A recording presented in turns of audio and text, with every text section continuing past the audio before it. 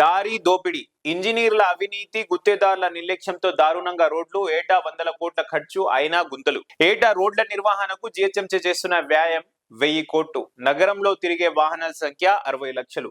గుంతలతో దెబ్బతినే వాహనాల మరమ్మతుల ఖర్చు 50 కోట్లు. ట్రాఫిక్ సమస్యతో జరిగే ఇంధన వృద్ధా 100 కోట్లు. గుంతలతో అనారోగ్యం, చికిత్స కోసం ప్రజలకు చేసే ఖర్చు 50 కోట్లు. సో అన్ని కోట్లలోనే ఉన్నాయి, లక్షల్లో ఏం లేవు. జిహెచ్ఎంసీ ఏటా రోడ్ల నిర్వహణకు జిహెచ్ఎంసీ చేస్తున్న ఖర్చు అంట 1000 కోట్లంట. నగరంలో, హైదరాబాద్ నగరంలో తిరిగే వాహనాల సంఖ్య వచ్చి 60 లక్షలు. అండ్ గుంతలతో దెబ్బతినే వాహనాలు, ఏవైతే గుంతలతో వెళ్ళినప్పుడు వాహనాలు, అది 2 వీలర్స్ కానివ్వండి, 4 వీలర్స్ కానివ్వండి, డ్యామేజ్ అవుతాయి కదా, ఆ డ్యామేజ్ కి వచ్చే ఖర్చు అంచనా వేస్తే 50 కోట్లంట. ట్రాఫిక్ వెళ్ళినప్పుడు ఇంధన సమస్య వస్తుంది కదా, ఫ్యూల్ ఎక్కువ, మనకు ట్రాఫిక్ లో ఫ్యూల్ ఎక్కువ ఖర్చు అవుతుంది.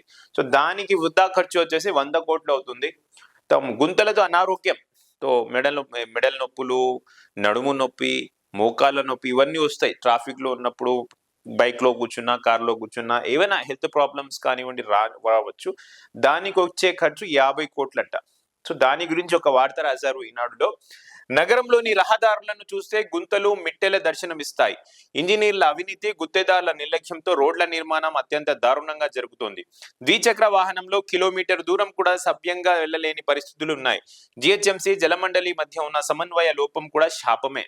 రహదారిపై ఏర్పడే 2.5 మీటర్ల పొడవు, 1.33 మీటర్ల వెడల్పు, 0.3 మీటర్ల లోతున్న గుంతను పూడ్చేందుకు జిహెచ్ఎంసీ 12,500 ఖర్చు చేస్తుంది. వర్షాకాలంలో అలాంటి 30,000 గుంతలను పూడ్చినట్లు జిహెచ్ఎంసీ చెబుతుంది. అంటే వానాకాలంలో గుంతలను పూడ్చినందుకే 37.50 కోట్లకు పైగా ఖర్చయినట్లు. చిన్న కాంట్రాక్టర్లకు రోడ్డు పనులు ఇస్తున్నారు. వారి దగ్గర నైపుణ్యం ఉన్న సిబ్బంది లేకపోవడంతో ఇష్టానుసారంగా రోడ్లను నిర్మిస్తున్నారు. పాత రోడ్లను మిల్లింగ్ చేయట్లేదు. రోడ్లపై ఉన్న గుంతలను వదిలేస్తున్నారు. వాలుగా నిర్మాణం జరగట్లేదు. ఇంజనీర్లు పర్యవేక్షించలేదు. దీంతో ప్రజాధనాన్ని దుర్వినియోగం చేస్తున్నారనే విమర్శలు వస్తున్నాయి. జిహెచ్ఎంసీకి 2 తారు మిశ్రమం తయారీ కేంద్రాలు ఉన్నాయి. జిహెచ్ఎంసీకి 2 తారు మిశ్రమం అంటే డాంబర్ తయారీ మిశ్రమ కేంద్రాలు ఉన్నాయంటే అక్కడి నుంచి నలుమూలలకు తారు మిశ్రమాన్ని తరలిస్తుండటంతో వేడి చల్లబడి నాణ్యత ఉండట్లేదు. ఓకే, గతేడాదిలో 600 కోట్ల విలువైన పనులు సీసీ రోడ్లకు చెందినవే. ఒకసారి రోడ్డు వేస్తే 40 ఏళ్లు నిలవాలి. నగరంలో 5 ఏళ్లకు సారి సీసీ రోడ్లను తిరిగి నిర్మిస్తున్నారంటే నాణ్యత ఏ పాటిదో అర్థం చేసుకో. ఒక్కసారి రోడ్డు నిర్మిస్తే, సీసీ రోడ్డు నిర్మిస్తే 40 ఏళ్లు నిలవాలంట. 40 ఏళ్ళు ఏడుంటుంది సీసీ రోడ్డు? 40 ఇయర్స్. ఒక్కసారి సీసీ రోడ్ వస్తే 40 ఇయర్స్ ఉండాలంట. దాని ప్రకారం ఏదైతే మిశ్రమం, సిమెంటు, ఇసుక, కాంక్రీట్ ఏవైతే వేస్తారో దాని ప్రకారం 40 ఇయర్స్ ఉండాలంట.